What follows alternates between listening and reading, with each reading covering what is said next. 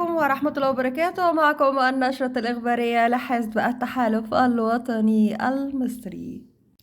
حزب التحالف الوطني المصري يعلن عن تشكيل أمانة محافظة سوهاج. أعلن النائب محمد خالد القاضي رئيس حزب التحالف الوطني المصري عن تشكيل أمانة محافظة سوهاج استجابة للتوصيات المقدمة من السيد الأمين العام اللي هو محمد غازي والسيد أمين التنظيم محمد الدغيدي. وأكد النائب أن هذا التشكيل يأتي ضمن خطة الحزب لتطوير العمل السياسي والتنظيمي في المحافظات، مشددا على أهمية دعم الكوادر المحلية لتحقيق التنمية الشاملة وتمكين الشباب والقيادات من أداء دورهم الفعال في خدمة الوطن والمجتمع.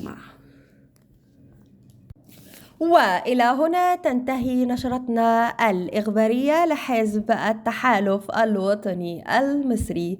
دمتم سالمين، والسلام عليكم ورحمة الله وبركاته.